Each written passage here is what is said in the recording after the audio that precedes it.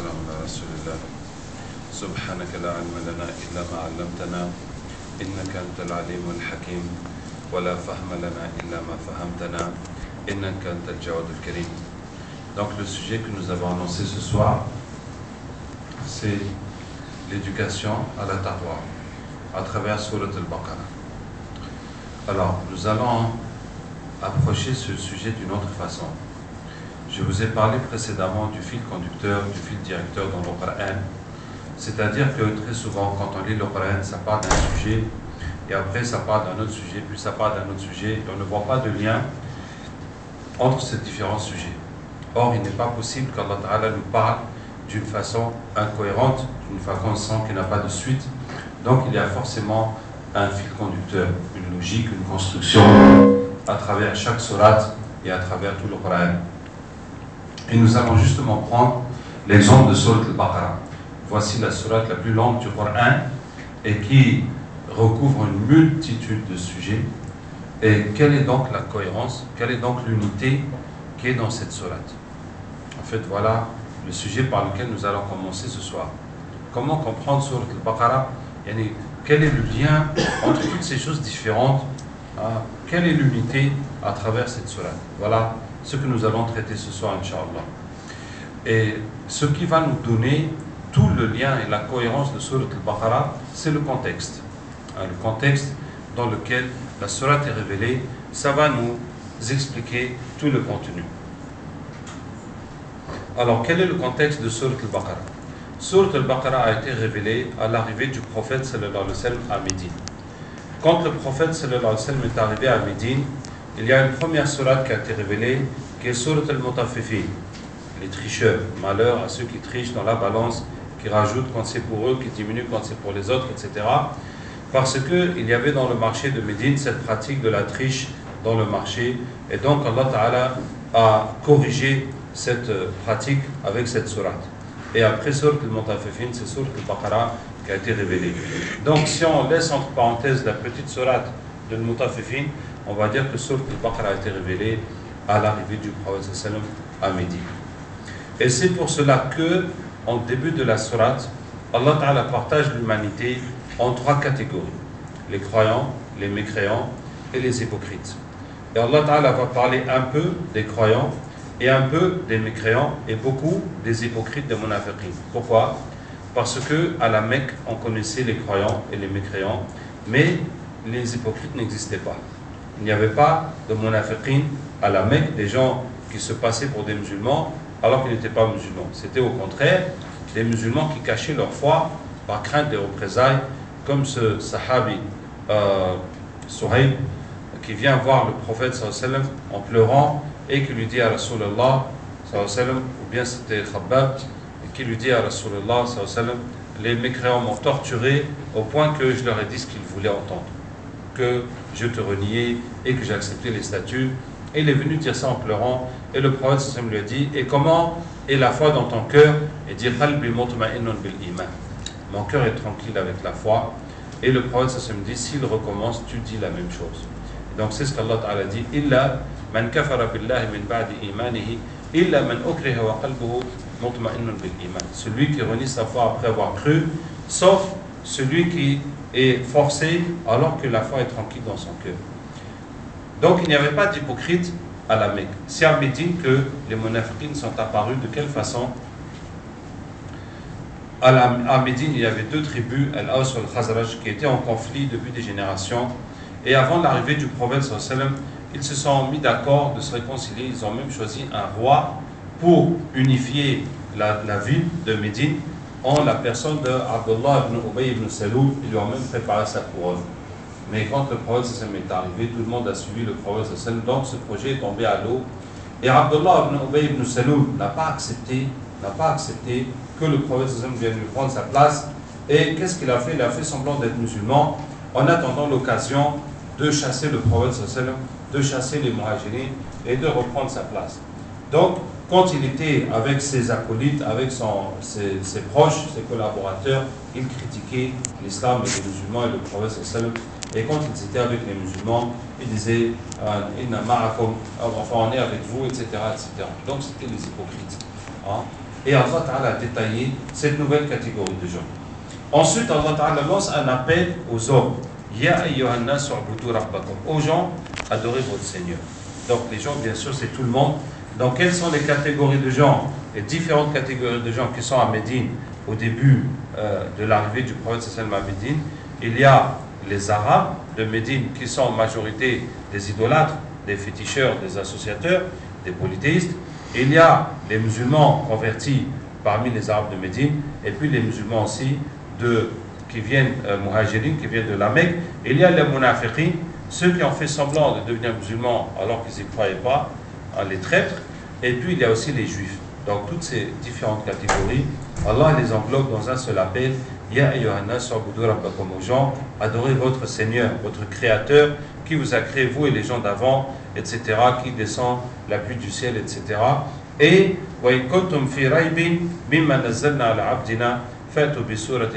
si vous doutez de ce que nous avons révélé à notre serviteur, amenez une sourate pareille. Donc, adorez Allah et croyez au prophète sallallahu alayhi wa sallam. Et la preuve que le prophète sallallahu alayhi wa sallam est bien un prophète, c'est le Coran. C'est le Coran, et il y a eu cette progressivité dans le Coran, c'est-à-dire qu'une première fois, Allah a défié les mécréants. On disait, faites bi kitabi, amenez un livre pareil, et puis après, faites bi ashri suwarin mithlihi muftarayat, et puis après, amenez 10 sourates inventées comme ça, et puis voilà que Allah dit, amenez même une seule sourate. Même une seule sourate, comme de 2 lignes, et ben personne n'a été capable d'imiter. Ensuite, Allah Ta'ala raconte l'histoire de Adam alayhi salam. Pour dire aux gens, on s'adresse toujours aux gens, pour dire aux gens que voilà, vous tous, quelle que soit votre diversité, ben votre commencement c'est le même. Voici le début de votre histoire à tous les hommes. C'est que Allah Ta'ala dit aux anges, Inni ja'ilun fil ardi khalifa, je vais mettre un calife sur terre. Et vous voyez que dans cette parole, l'immense valeur que Allah Ta'ala a donnée à l'être humain. Allah a fait de nous ses califes sur terre, pour le représenter, pour agir en son nom, pour exécuter sa volonté, bien entendu pour occuper, peupler et profiter de ce qu'il y a sur terre, mais pour le représenter, pour gérer cette terre au nom d'Allah et selon la volonté d'Allah. Et ça veut dire que chacun de nous doit se dire que là où je suis arrivé aujourd'hui dans ma vie, ce que j'ai réalisé, ce que j'ai fait dans ma vie, je vaux mieux que ça. Je vaux mieux que ça. Allah m'a donné plus de capacité, plus de potentiel, plus de valeur que ça. Je n'ai pas exploité comme j'aurais pu mes capacités et je peux faire beaucoup plus que ça. Parce qu'Allah Ta'ala m'a donné la capacité d'être son calife, son représentant sur terre. Vous voyez? Ça veut dire qu'Allah Ta'ala a mis en l'homme, en tout homme, un potentiel illimité. Puisque Allah dit dans un hadith qudsi, je suis avec mon serviteur comme il m'estime. Donc, ce que tu peux réaliser n'a pas de limite. Tant que tu mets ta confiance en Allah, tant que tu fais les efforts comme Allah veut, Allah ne te décevra jamais. Et tout ce que tu voudras, Allah te donnera. Donc, la limite, c'est toi qui vas la mettre. Le jour où tu vas dire non, ça c'est trop, non, je laisse tomber ça, non, je ne pourrai jamais faire ça, c'est toi-même qui te limites comme ça. Sinon, Allah Ta'ala, de sa part, n'a pas mis de limite. Il te dit que tant que tu crois en lui, que tu lui fais confiance, Allah ne te décevra jamais. Donc, voici le potentiel, la mission qu'Allah Ta'ala a donnée à l'homme, à l'être humain. Et pour réaliser cette mission, Allah a donné à Adam alayhi salam 2 choses. La première chose, il lui a donné la science. Il a enseigné à Adam tous les noms. Alors que ce soit la science de la religion ou les sciences matérielles, les sciences de ce bas monde, les 2 sciences font la valeur de l'être humain. Comme Allah dit, est-ce qu'ils sont égaux? Ceux qui savent et ceux qui ne savent pas. Si on prend la connaissance de la religion, c'est clair. Quelqu'un qui a des sciences, qui peut écrire des livres, qui peut répondre aux questions, qui peut résoudre des situations, n'est pas comme quelqu'un qui, pour faire sa propre adoration, déjà ne sait pas comment faire. Et qu'est-ce qu'il va apporter aux autres? Est-ce que vous voyez?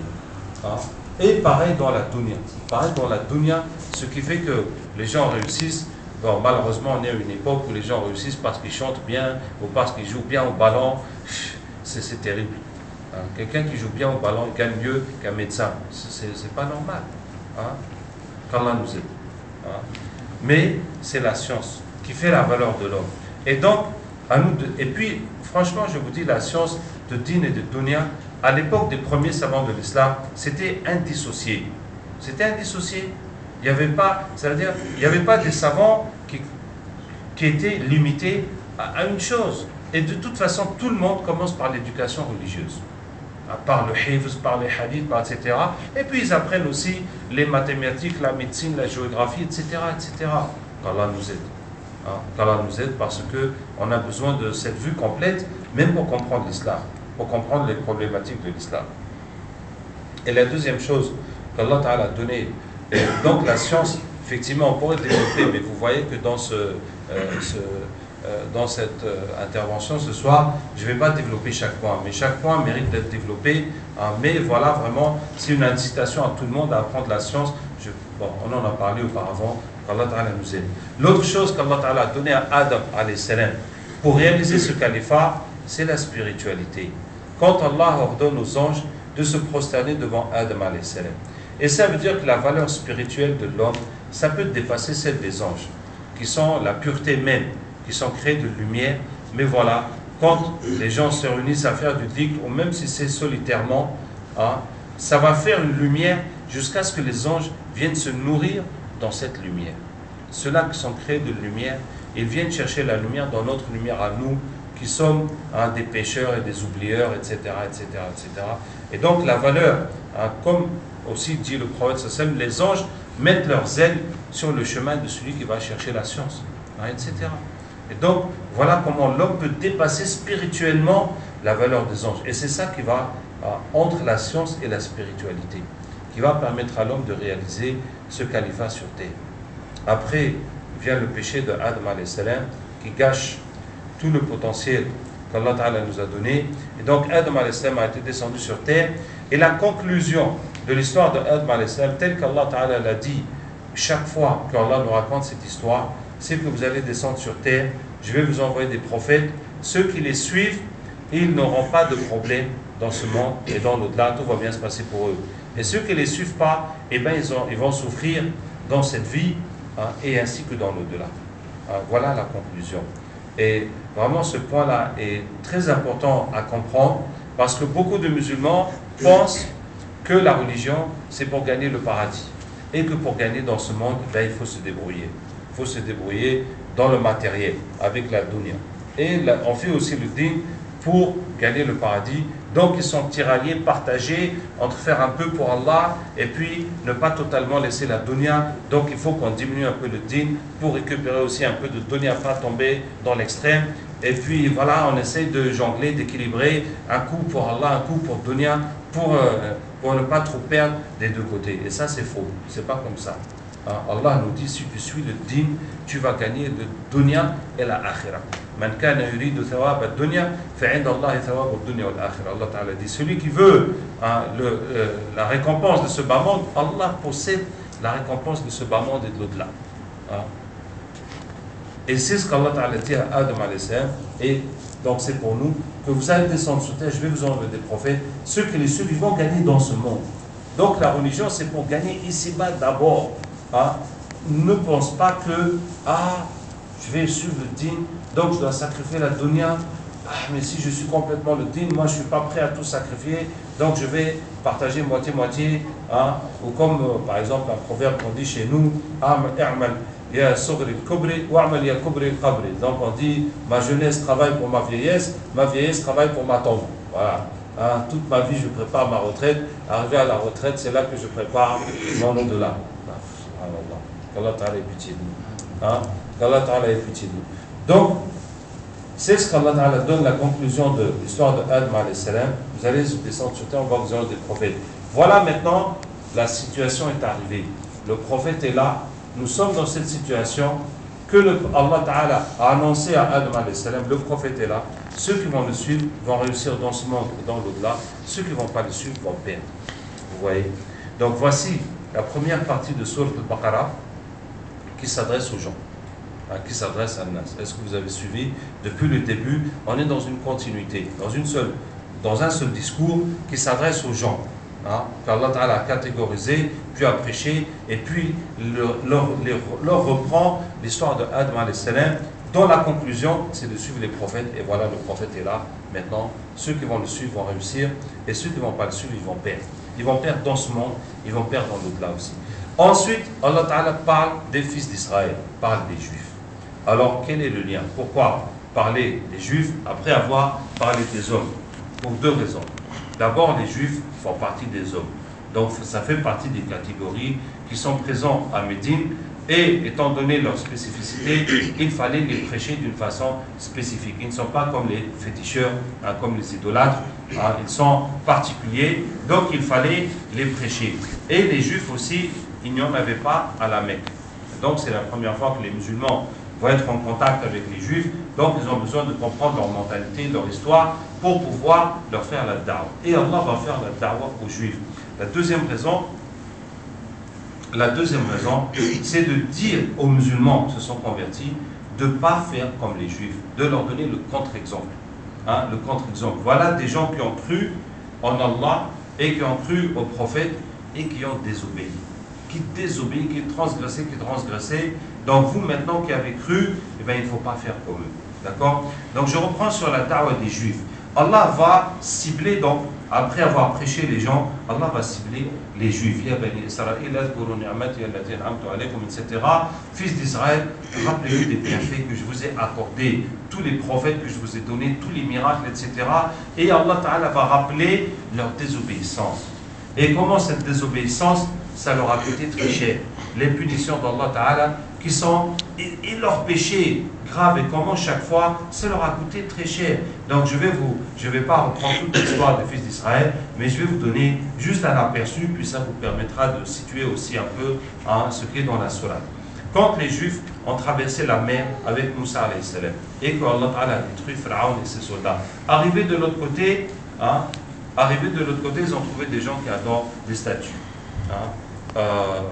وجاوزنا ببني إسرائيل البحر فأتوا على قوم يعكفون على أصنام لهم. Nous avons fait traverser la mer aux fils d'Israël et ils ont trouvé des gens qui étaient en train d'adorer des statues. قالوا يا موسى اجعل لنا إلها كما لهم آلهة. Ils ont dit à Moussa, fais-nous des statues comme ils ont des statues. لا حول ولا قوة إلا بالله. قال إنكم قوم تجهلون. Il dit mais vous êtes bêtes, mais vous êtes des ignorants. Subhanallah. Allah vous a sauvé de Pharaon, vous avez vu les miracles, et vous voulez faire comme ça, vous voulez des statues comme ça, mais cela, leur religion, elle est nulle, elle ne vaut rien, toute leur adoration, c'est du bidon, ça ne sert à rien, ils sont égarés, subhanallah, vous allez chercher un autre Dieu qu'Allah, après qu'Allah vous a sauvé de Pharaon, combien de générations vous êtes dans l'esclavage? Et Moussa alayhi salam a parlé, ils ont laissé tomber. Bon, ils sont partis. Et puis Moussa est monté à la montagne pour parler avec Allah, pour recevoir le livre. Hein, et ils ont fabriqué le veau, ils ont fait. Et voilà. Donc il suffisait quoi? Que Moussa s'en aille. Et puis ils vont faire ce qu'il y a dans leur tête, ils vont le faire de toute façon. De toute façon, ils vont le faire. Et puis Moussa alayhi salam. Donc à la fin des 40 jours, Allah Ta'ala lui a gravé les lois dans la pierre. Allah dit, nous lui avons écrit dans la pierre. Est-ce que vous voyez? Tu es venu avec quelque chose que Allah a écrit, a gravé dans la pierre. Ce n'est pas la main d'un humain ou même d'un ange qui a gravé ça. Pour que vraiment on sache que c'est l'ordre d'Allah. C'est indiscutable. Et puis c'est un miracle. Et Moussa est venu avec ça. Il est trouvé en train d'adorer le veau. Il a jeté les tablettes et il a traîné son frère par sa barbe. Et puis il s'est mis en colère. Dans cette histoire, Allah Ta'ala nous montre la position de Haroun et la position de Moussa alayhi salam. Allah dit وَلَقَدْ قَالَ لَهُمْ هَارُونُ مِنْ قَبْلُ. Haroun leur a dit auparavant يَا قَوْمِ إِنَّمَا فُتِنْتُمْ بِهِ. Mon peuple, vous avez été éprouvé par cette affaire du veau. وَإِنَّ رَبَّكُمُ الرَّحْمَنُ. Et en vérité, votre Seigneur, votre Créateur, c'est le tout miséricordieux, ce n'est pas ce veau. En fait, alors suivez-moi et obéissez à mon nom. Masha'Allah. Haroun al-Islam leur a parlé avec douceur, avec sagesse, avec raison, avec, mashallah, la bonne manière et tout ce qu'il faut, mais personne ne l'a suivi. Personne ne l'a suivi. Hein? Et Moussa al-Islam est venu avec la brutalité, avec les insultes, avec la force, hein? Avec la colère, avec la colère et tout le monde l'a suivi. Est-ce que vous voyez? Ça veut dire quoi? Ça veut dire qu'il y a des gens, tant que tu lui parles gentiment, il ne va jamais faire. Vous voyez? Par exemple, quand je vendais les livres, je distribuais, et ben il y a des commerçants, hein, tu dis, ah mon frère, la semaine n'a pas été bonne, j'ai pas l'argent, repasse. Tant que tu lui parles gentiment, il ne va jamais te payer. Jusqu'au jour où tu viens faire un scandale, allez tu me payes, sinon je vais récupérer mes livres, blablabla. Et tu dis quoi, mais qu'est-ce qu'il y a? C'est comme ça qu'un musulman se comporte, allez prends ton argent et pars d'ici. Ça veut dire que tant que tu ne l'as pas humilié, insulté, que ça, menacé, il ne va jamais te payer. Hein? Il ne va jamais te payer. Et puis tu entends qu'il est en train de faire des affaires, d'investir dans autre chose et d'acheter autre chose, etc., etc. Voilà, ton argent, il est parti où? Hein? Donc tant que tu attends, lui, t'inquiète pas, il a plein de trucs où il a besoin d'argent parce qu'il a plein de projets dans sa tête. Voilà. Hein? Donc il y a des gens avec qui la manière douce ne marche pas. Et comme Ben Israël. Et c'est pour ça qu'Allah leur a donné un prophète colérique. Un colérique. Hein, comme Moussa alayhi salam. Donc vous voyez, et donc quand Moussa est venu avec la colère, ils ont tous laissé. Et Allah leur a dit que maintenant votre punition pour avoir adoré le veau, c'est de vous entretuer. Faqtulu anfusakum. Comment? Allah a descendu les ténèbres en plein jour et leur a ordonné de s'entretuer les uns les autres. Et ils se sont entretués jusqu'à ce que Moussa alayhi salam a supplié Allah d'arrêter parce qu'il n'y aura plus de juifs, de fils d'Israël. Et Allah a levé les ténèbres, le jour est revenu, et Allah a dit voilà, ceux qui sont morts, ils ont payé pour les autres. Donc peut-être que c'était une éclipse, en tout cas c'est comme ça que l'histoire est rapportée. Et puis Moussa alayhi salam dit voilà, j'étais à la montagne et Allah m'a parlé. Ils disent quoi? Allah t'a parlé, nous on ne va pas y croire. Il faut que nous aussi Allah nous parle. Hein? Et il n'y avait rien à faire. Et Moussa alayhi salam a choisi parmi son peuple 70 meilleurs. 70 meilleurs parmi les 12 tribus pour qu'ils montent avec lui à la montagne et qu'ils écoutent les paroles d'Allah. Et ils sont montés à la montagne et ils ont écouté les paroles d'Allah. Et quand ils ont écouté les paroles d'Allah, ils ont dit non, il faut qu'on le voie.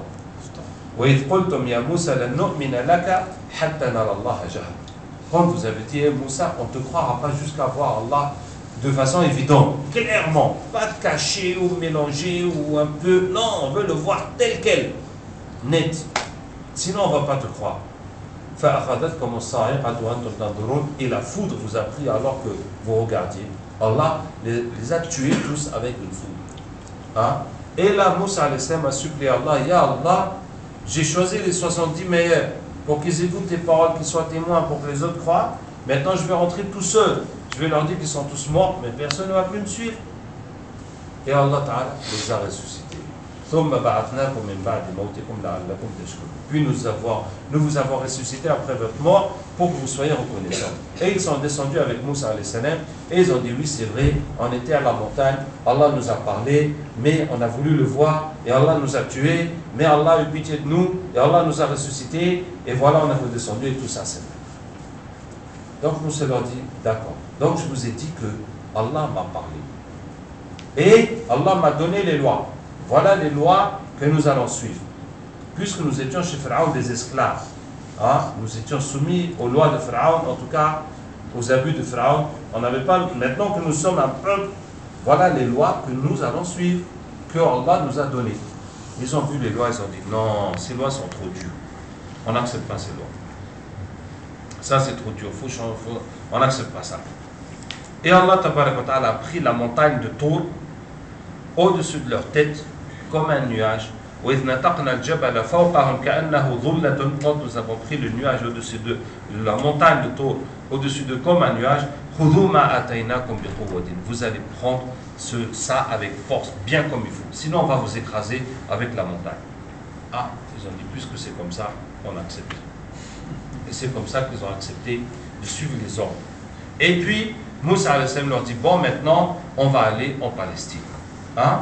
Puisque à l'origine, Ibrahim était en Palestine, son fils Ishaq, son fils Yaqub était en Palestine. Yaqub, c'est lui qui s'appelle Israël, c'est le même nom. En hébreu, c'est Israël.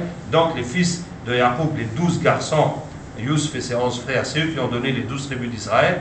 Donc ils étaient en Palestine. Et Youssef est venu en Égypte, il a ramené toute sa famille en Égypte. Et quelques générations plus tard, les Juifs, les Israéliens, ce n'était pas encore des Juifs, sont devenus des esclaves. Donc Moussa est venu les ramener en Palestine, dans leur terre d'origine. Donc il leur dit maintenant on va en Palestine. Ah, ils ont dit non, là-bas il y a des gens très forts, nous on ne peut pas se battre contre eux. Il faut qu'eux s'en aillent d'abord, après nous on va y aller. Hein? Et il y avait des croyants qui les ont motivés, non, faites confiance en Allah, allez-y, si vous allez seulement, Allah va vous donner la victoire. Ils ont dit, ah bon, Allah va nous donner la victoire, mais vas-y, toi et Allah est gagné, Allah il a besoin de nous pour faire quoi? Hein? Nous on est là, on ne bouge pas, vas-y, quand Allah va vous donner la victoire, va te donner toi et ton Allah, vous allez gagner, après nous on arrive. Et donc Moussa s'est plaint à Allah que voilà, j'ai pas d'autorité sur eux. Hein. Donc Allah Ta'ala nous raconte tout ça dans Sourate Al-Baqarah, c'est vrai dans d'autres sourates, mais tout ça, tous ces événements, que voilà comment leur désobéissance et les conséquences, ça veut dire que les punitions d'Allah étaient graves. Et quand ils ont refusé d'aller en Palestine, Allah les a condamnés à tourner dans le désert pendant 40 ans. Donc ils se sont perdus et ils ont passé 40 ans à tourner. Et c'est là que Moussa est mort, que Haroun est mort, il y a eu d'autres prophètes. Hein, et c'est là qu'ils ont eu, après un changement de génération, 40 ans plus tard, donc tous ceux qui étaient dans l'esclavage sont morts, sauf maintenant les vieux, et puis toute la jeunesse, c'était des nouveaux qui ont grandi, qui ont vécu dans le désert, donc qui étaient dans la liberté, et qui voulaient se battre. Et bon, donc ils ont voulu se battre, quand même malgré ça, ils se sont désistés, jusqu'à la fin ils se sont retrouvés à 314 face aux mécréants, et le roi des Juifs s'appelait Toliat, et le roi des mécréants était Jaloud, Goliath. Et David était un soldat de Talut et il a tué Goliath. Et puis Allah a donné le royaume et la prophétie à Daoud alayhi salam.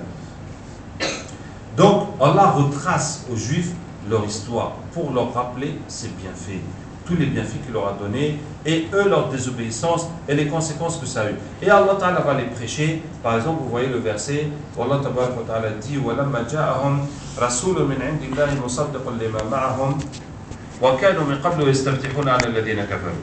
leur est venu un messager d'Allah confirmant ce qui leur a été révélé, alors qu'auparavant ils annonçaient la bonne nouvelle aux païens. C'est-à-dire avant que le prophète n'arrive, les Juifs disaient aux Arabes que bientôt un prophète va venir ici. Nous avons ça dans nos écrits et nous allons le suivre et nous allons vous combattre et nous allons vous dominer. Mais quand le prophète est venu, à leur grande surprise, ce n'était pas un Juif, c'était un Arabe. Et le fait que ce soit un arabe, ils ont refusé de le suivre, alors qu'ils savaient très bien que c'était le prophète qui était annoncé, que eux-mêmes annonçaient aux gens. Ils ont su que c'était lui. Mais parce que ce n'était pas un juif, eh bien ils ont refusé de le suivre. Vous voyez? Donc Allah nous mentionne ça dans le Coran. Une autre fois, les juifs ont envoyé une délégation de savants chez le prophète pour discuter avec lui, voir ce qu'il a à dire. Et ils sont venus, voilà les savants juifs, hein, qu'est-ce que tu dis de ceci, qu'est-ce que tu dis de cela, oui c'est bon, oui c'est bon. Tout ce que le prophète sallam répondait, c'était bon, c'était ok. À la fin ils disent, et l'ange qui vient te raconter tout ça c'est qui? Et ils disent c'est Jibril. Ah, ils disent non, nous on ne peut pas suivre Jibril. Parce que chaque fois qu'Allah nous punissait, il envoyait Jibril pour nous punir. Donc nous, avec Jibril, on ne s'entend pas. Si c'était Mikaïl, là c'était bon. On pouvait te suivre sans problème. Mais comme c'est Jibril, on ne peut pas suivre cette religion. Hein? Et donc Allah Ta'ala dit قُلْ مَنْ كَانَ عَدُوًا لِجِبْرِيلٍ فَإِنَّهُ نَزَّلَهُ عَلَى قَلْبِكَ بِإِذْنِ اللَّهِ. Dis, celui qui est l'ennemi de Jibril. Mais Jibril a descendu sur ton cœur par l'ordre d'Allah. C'est Allah qui a envoyé Jibril. Jibril, ce n'est pas lui qui a eu l'idée de venir faire de toi un prophète et de te donner cette destinée. C'est Allah qui a envoyé Jibril. Donc si tu n'es pas d'accord avec Jibril, tu n'es pas d'accord avec Allah. Hein? Ou est-ce qu'Allah Ta'ala ne sait pas qu'est-ce qu'il fait? Ou va envoyer une personne qui n'est pas compétente ou quoi? Qu'est-ce que ça veut dire ça? Ah, tu n'es pas d'accord avec Jibril. Hein?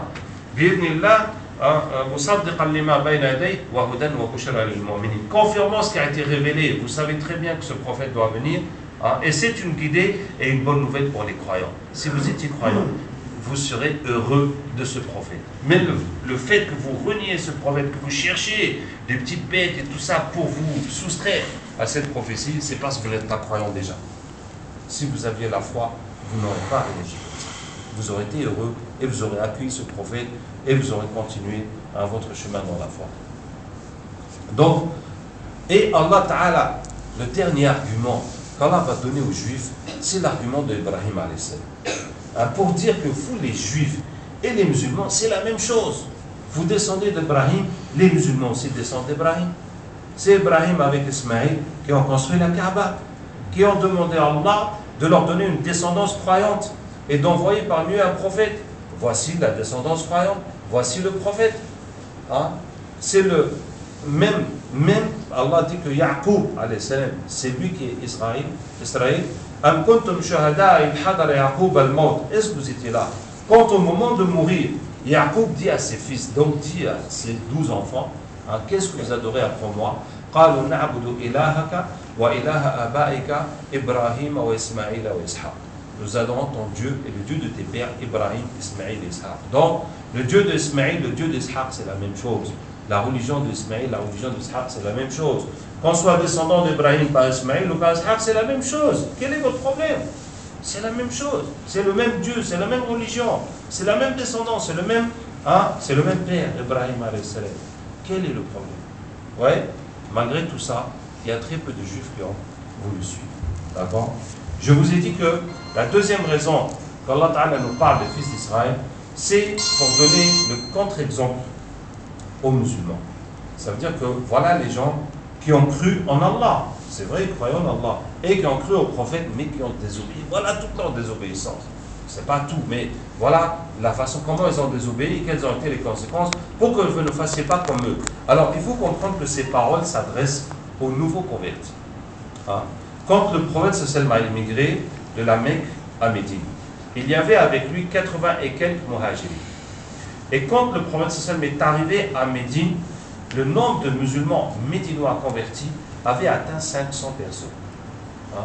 Le prophète sallam avait envoyé un an à l'avance Mus'ab ibn Umayr, et Mus'ab avait prêché, puis il a eu du soutien à Médine, donc ils ont prêché, et ce qui fait que quand le prophète sallam est arrivé, le nombre des musulmans avait atteint 500. Vous voyez? Donc dès le début de la Hijra, les muhajirines sont très minoritaires par rapport à Ansar. Et à partir de là, l'islam va continuer à se propager parmi les Arabes, bien que les Juifs, eux, très peu ont cru, si bien que rapidement chez les Arabes, il n'y aura plus de statut de fétiche, il n'y aura plus d'idolâtre. Donc tout le monde est devenu musulman, sauf que parmi les musulmans, il y a un groupe de munafiqin, d'hypocrites. Donc ils sont quand même minoritaires. Vous voyez? Donc ce qui fait que tout de suite, les muhajirines sont minorités. Et la masse des musulmans, c'est les Ansar. Et donc, c'est à eux que Allah Ta'ala s'adresse pour dire qu'il ne faut pas faire comme les Juifs. Il ne faut pas faire comme les Juifs. D'accord? Donc ça, c'est la deuxième partie de Sourate Al-Baqarah. Vous le suivez? La première partie parle des gens. Et ensuite, particulièrement les Juifs. Pour prêcher les Juifs et pour dire aux gens qui se sont convertis de ne pas aussi faire comme les Juifs. Et maintenant, la troisième partie. Allah Ta'ala dit que Allah Ta'ala dit aux musulmans, vous avez cru en Allah, vous avez cru au prophète. Bon, cru en Allah, en fait, les Arabes croyaient déjà en Allah, mais vous avez laissé les statues pour n'adorer que Allah. Et vous avez cru au prophète, maintenant il va falloir suivre. Mais suivre quoi? Parce qu'à la Mecque, il n'y avait pas les ordres. Donc c'est maintenant que Allah Ta'ala va donner les ordres. Wa aqimus salat wa atuz zakat. Hafidhu ala salawati wa salati al-wusta. Accomplissez la prière du milieu qui est la asr selon la majorité des tafsirs. Accomplissez la prière qui était la zakat. Ya ayyuhalladhina amanu kutiba alaykumus siyam. Vous qui avez cru, on vous a prescrit le jeûne. Wa atimul hajj wal umrata lillah. Accomplissez le pèlerinage et l'umrah pour Allah. Wa jahidu fillahi haqqa jihadi. Combattez pour Allah. Kutiba alaykumul qital. On vous a prescrit le combat. Donc c'est maintenant qu'Allah va donner les ordres. Vous voyez? Et c'est pour ça que le thème de Sourate Al-Baqarah, c'est la taqwa, la piété. C'est la taqwa, tel qu'Allah Ta'ala le dit dès le début de la sourate, Alif Lam Mim, Dhalika al-kitabu la rayba fihi hudan lil muttaqin. Ce livre, il n'y a de doute en lui, c'est une guidée pour les pieux. La piété, c'est comment? La hidayah, c'est comment? C'est quelle guidée pour les pieux? Voilà, cette sourate va détailler. Elle va détailler, va donner tous ces ordres qui n'existaient pas à la Mecque.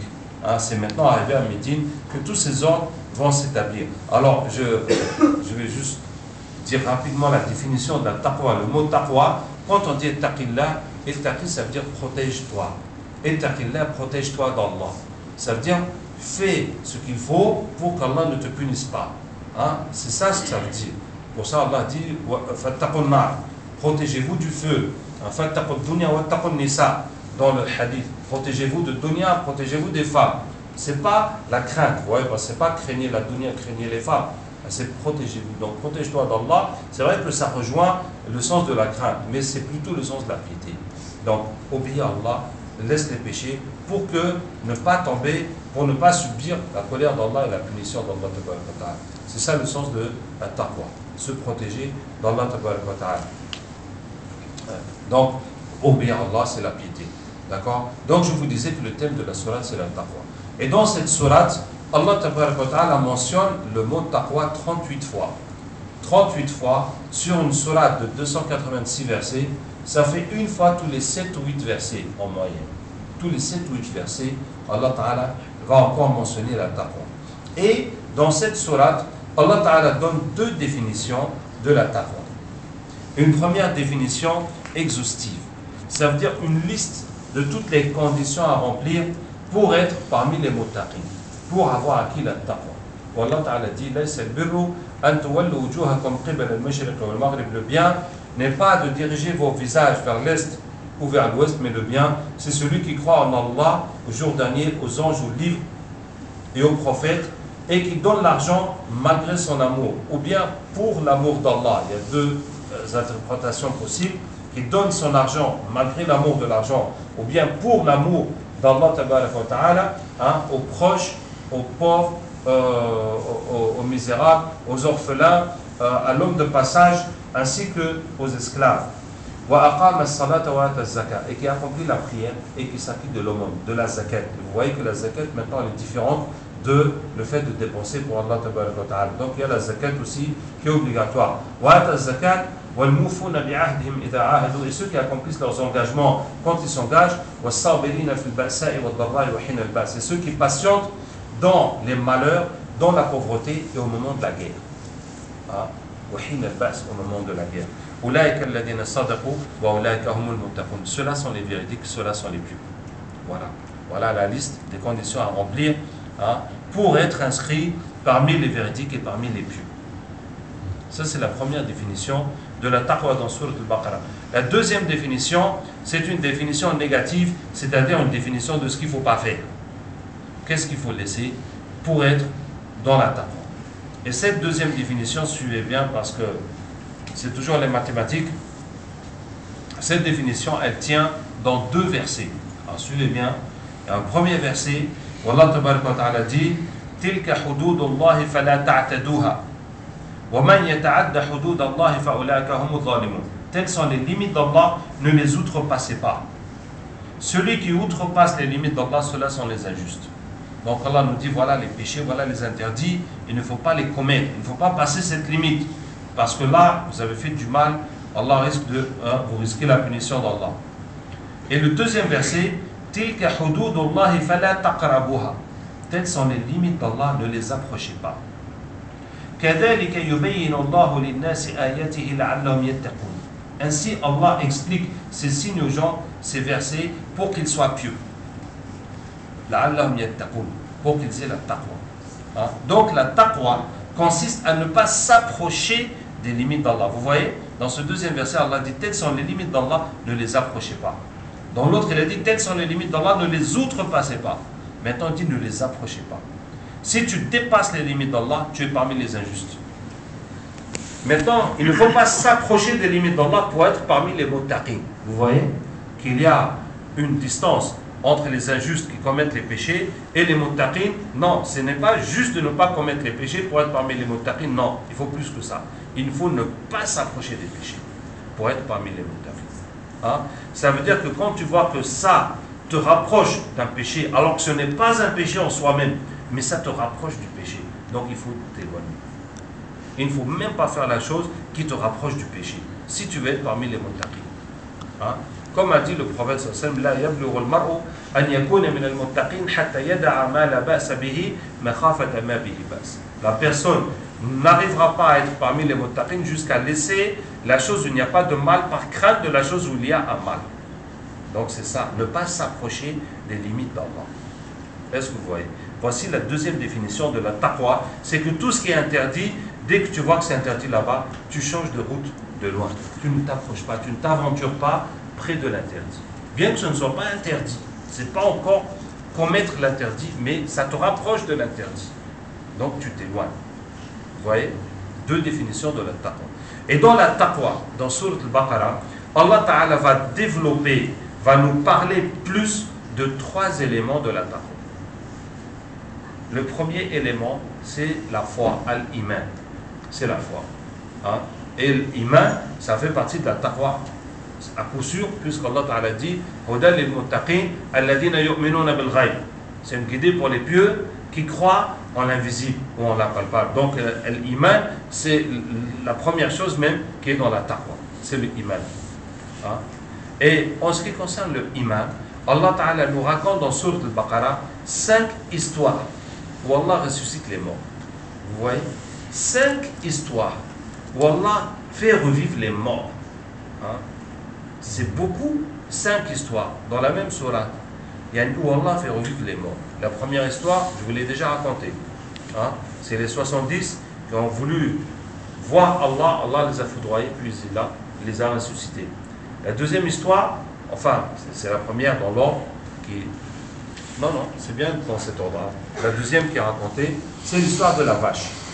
Je vous résume parce qu'on n'a pas le temps de tout détailler. Quelqu'un a été tué parmi les Juifs. Ils sont venus voir Moussa alayhi salam, lui dire, demande à Allah de nous dire qui a tué cet homme. Et Moussa alayhi salam leur dit, Allah vous dit d'égorger une vache. Ils disent, mais tu te moques de nous. Est-ce que tu te moques de nous? Nous on te dit qui a tué cet homme. Toi tu nous dis de tuer une vache, qu'est-ce que ça a à voir? Hein, bon, je ne vais pas dire des gros mots, mais tu te moques de nous. Hein? Dis qu'Allah vous préserve d'être un ignorant. Je ne suis pas un clown, ou je ne suis pas là pour vous faire des blagues, de vous dire d'égorger une vache, puis je dis, ah non, c'était une blague. Bon, c'est lui qui l'a tué, mais la vache, c'est pour me remplir le ventre seulement. Hein? Qu'est-ce que vous racontez? Je vous dis qu'Allah vous dit d'égorger une vache. Je suis un prophète, je ne suis pas là pour m'amuser. Hein? Bon, ils disent d'accord. La vache, comment? Donc il leur dit, une vache pas trop jeune, pas trop vieille. Une vache qui donne du lait. Pas trop jeune qu'elle n'a pas encore de lait, et pas trop vieille qu'elle donne plus de lait. Une vache moyenne. Hein? Dit allez-y, faites-le. Allez-y, Moussa dit allez-y, égorgez la vache. Allez-y. Continuez pas à poser des questions. Ils disent de quelle couleur la vache? De quelle couleur? Il dit une vache jaune, brillante, belle. Allez-y chercher maintenant. Parce que la vache d'âge moyen, ça c'est très facile. Hein? Vache jaune brillante, ça il faut chercher. Ils ont cherché, ils ont trouvé plusieurs. Des vaches jaunes brillantes. Ils ont dit non, il faut vraiment nous dire c'est laquelle parce qu'on a trouvé plusieurs, on ne sait pas c'est laquelle. Inch'Allah, on va y arriver. Et là, les savants disent qu'Allah les a sauvés parce qu'ils ont dit Inch'Allah. Hein? Il leur dit alors c'est une vache qui n'est pas humiliée, qui ne laboure pas la terre, qui ne tire pas l'eau du puits et qui n'a pas une tache dessus. Elle est complètement jaune. Allez-y chercher maintenant. Maintenant c'est devenu des conditions très dures. Est-ce que vous voyez que la première condition c'est tout à fait banal, la deuxième ça sert un peu le boulant, la troisième là, vraiment il faut la trouver celle-là. Faut la trouver celle-là. Et ils ont cherché, ils ont trouvé une seule vache qui correspond à cette description. Et cette vache, elle avait une histoire spéciale.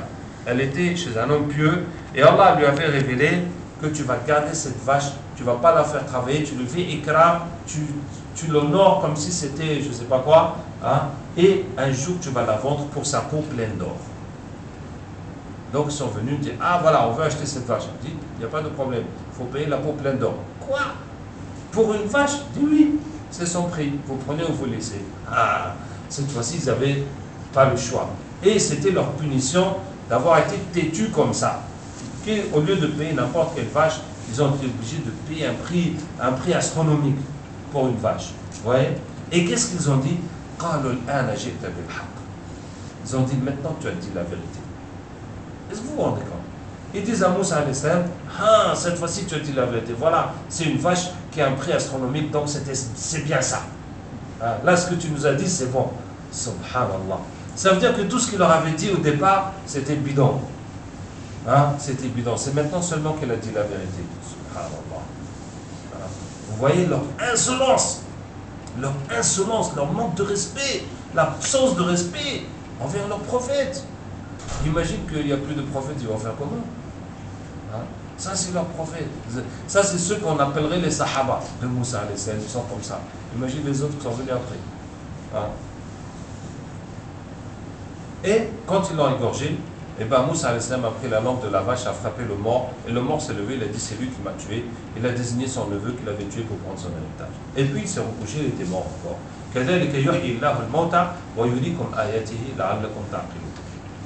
Ainsi Allah ressuscite les morts et vous montre ces signes pour que vous, afin que vous compreniez. Donc c'est la deuxième histoire. Allah Ta'ala ressuscite les morts. La troisième histoire, ça tient en un verset. Alam tara ila alladhina kharaju min diyarihim ulufun hadara al-maut faqala lahum Allah mutu thumma ahyahum. N'as-tu pas vu ceux qui ont quitté leur demeure par milliers pour fuir la mort? Allah leur a dit mourir puis les a ressuscités. Donc c'est chez les Juifs encore. Et c'est des gens qui fuyaient la mort. Alors les savants disent soit qu'ils fuyaient la maladie, soit qu'ils fuyaient la famine, soit qu'ils fuyaient la guerre. Donc finalement, on ne sait pas qu'est-ce qu'ils fuyaient. En tout cas, ils fuyaient la mort. Et Allah Ta'ala les a fait tous mourir par milliers, et puis les a tous ressuscités.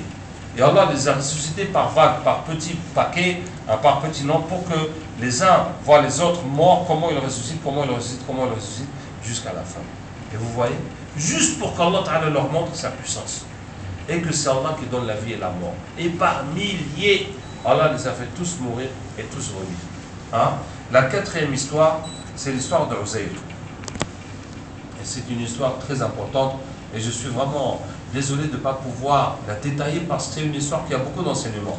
Hein? Mais l'histoire de Uzair, je vous ai raconté jusqu'à Daoud alayhi salam. Que Daoud a tué Goliath et Allah l'a fait roi et l'a fait prophète. Hein? Et Daoud alayhi salam, quand il est rentré en Palestine, il a passé toute sa vie à faire la guerre.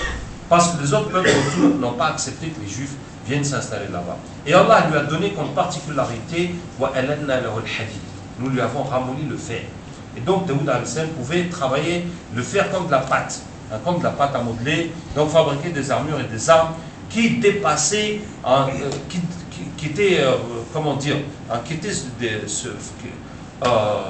étaient beaucoup plus puissantes, beaucoup plus efficaces que les armes que les gens fabriquaient normalement. Hein, puisqu'il avait besoin de ça pour lui, pour son armée, pour combattre tout le temps, tout le temps, tout le temps. Donc Allah lui a donné cette particularité. Même dans Hayat al-Sahaba, il y a au temps du prophète sallam des Arabes, des guerriers qui avaient des armes de Daoud alayhi salam. Hein, jusqu'à cette époque-là, et c'était un avantage pour eux dans la guerre. Hein.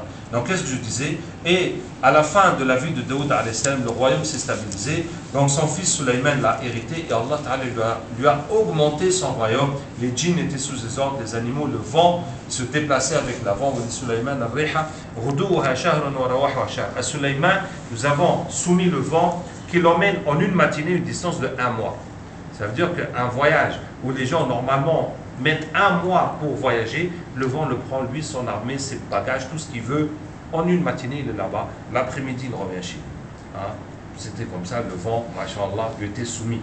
Hein? Les djinns, les animaux, tout ça. Donc, un royaume fantastique. Et quand Sulayman alayhi salam est mort, il a eu un fils qu'il a hérité, qui n'était pas prophète. Hein? Et après Daoud et Sulayman, il n'y a plus eu de roi prophète.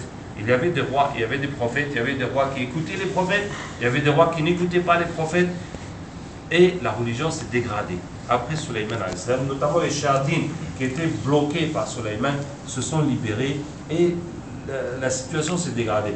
Et les Juifs avaient un pacte avec Babylone, avec le royaume de Babylone en Irak. Et les Juifs ont trahi ce pacte. Et les gens de Babylone sont venus et ils ont massacré les Juifs. Ils ont massacré les Juifs, ils ont détruit Jérusalem et les survivants et les ont pris en esclavage. Et les ont pris en esclavage en Irak. Parmi eux était Uzair, avait 10 ans à ce moment-là. Hein? Et Uzair connaissait la Torah par cœur. Et dans cette catastrophe, les Juifs ont perdu la Torah. Donc il n'en restait que ce que Uzair connaissait par cœur. Arrivé à 40 ans, là-bas, dans l'esclavage en Babylone, en Irak, Allah a donné la prophétie à Uzair. Il lui a dit, rentre en Israël, rentre à Jérusalem, et les Juifs vont venir, et Jérusalem va revenir comme elle était.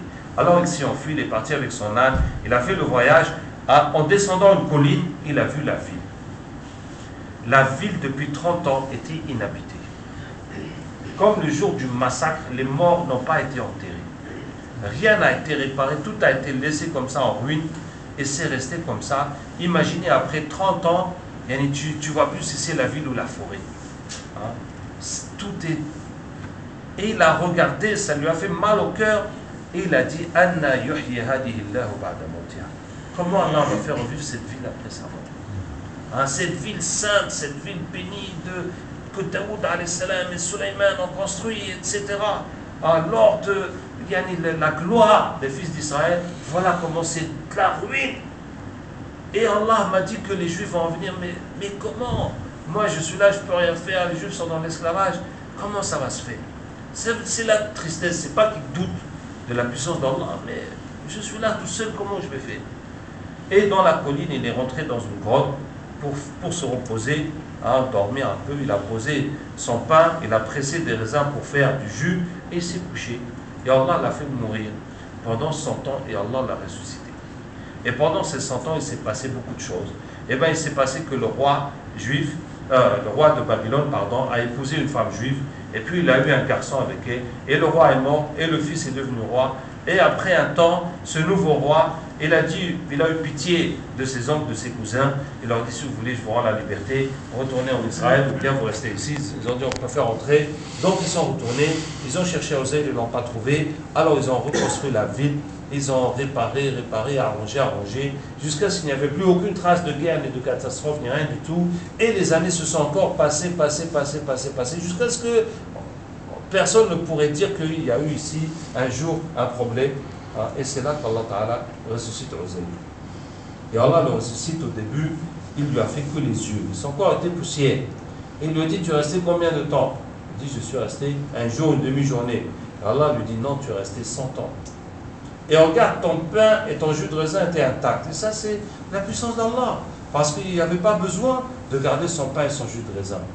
Mais c'est pour montrer sa puissance. Et il lui dit, regarde ton âne. Et l'âne était poussière. Et Allah refait les os, le squelette, les organes, les muscles, la peau, et l'âne se lève et braille.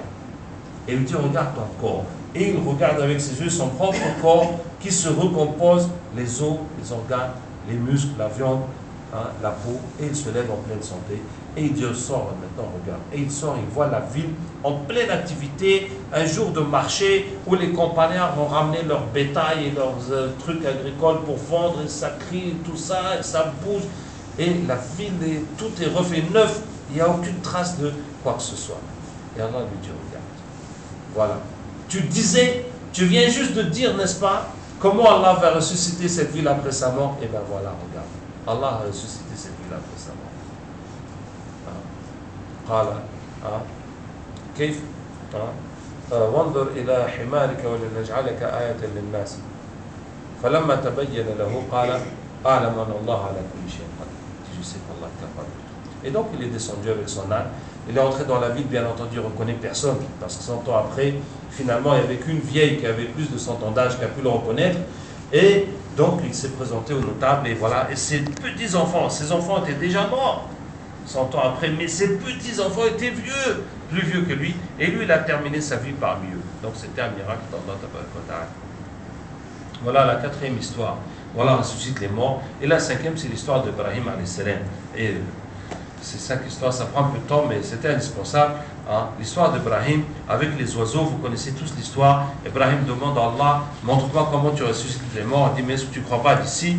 Mais c'est pour tranquilliser mon cœur, pour augmenter ma foi. Et Allah lui dit, prends 4 oiseaux découplés, mets sur chaque montagne, sur 4 montagnes une partie, et puis tu les appelles, et puis ils viendront tous, effectivement.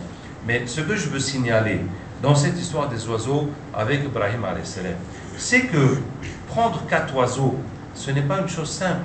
Si je te dis, va me chercher 4 oiseaux, quoi? Une poule, une patate, un canard? Non, des oiseaux qui volent, des oiseaux qui volent. Va chercher un pigeon, un corbeau, une pie et une hirondelle. Au marché des oiseaux? Non, il n'y a pas de marché des oiseaux. Tu vas les chasser, tu vas les attraper. Chasser les oiseaux. Déjà pour tuer un oiseau dans l'air, c'est pas facile. Mais pour l'attraper vivant, c'est encore plus compliqué. Est-ce que vous avez réfléchi à ça? Comment Ibrahim al-Islam, où est-ce qu'il va chercher les 4 oiseaux? Eh bien, il va falloir faire des pièges et imaginer des stratégies. Et Allah alam combien de temps ça va prendre. C'est toute une mission, hein, d'aller chercher les 4 oiseaux. Est-ce que vous voyez? C'est tout un problème d'aller chercher ces 4 oiseaux. Hein. Et maintenant, les 4 oiseaux, tu les découpes, tu les mélanges. Bon, ça c'est facile. Maintenant, tu vas monter dans 4 montagnes. Et au sommet de chaque montagne, c'est pas arriver à mi-chemin, là où ça commence à être difficile, là où tu déposes la voiture. Non, non, non, non, non, non, non, non, non. Tu vas aller jusqu'en haut, là où tu ne peux plus aller plus haut. Hein? Là où c'est le plus haut, c'est là que tu vas déposer. Ah, il y a peut-être une montagne où les gens vont se balader, hein, pour découvrir la nature. Une autre qui est plus compliquée un peu, mais 3e, 4e montagne, aïe, là ça ne sera pas facile. Est-ce que vous voyez? Voilà, c'est comme ça. Tu veux voir comment Allah ressuscite les morts? Hein? Allah pouvait lui dire, mais prends un mouton, découpe-le en 1000 morceaux et puis Allah va le recoller devant toi. C'est trop facile. Non, c'est trop facile. Hein? Et ça veut dire que la pédagogie d'Allah est dure. Quand Allah Ta'ala te donne une leçon, c'est une leçon à vie. C'est une leçon que toute ta vie tu ne vas jamais oublier. Hein? L'année là où tu es allé chasser 4 oiseaux et tu as fait les 4 montagnes, Allahu Akbar. Ça, tu ne vas jamais oublier ça de ta vie. Hein? Est-ce que vous voyez? Ça veut dire que c'est une leçon qui va te marquer à vie. Hein? Il y a une pédagogie d'Allah. Pas que c'est passé comme si c'est rien passé. Est-ce que vous voyez? Qu'Allah Ta'ala nous aide.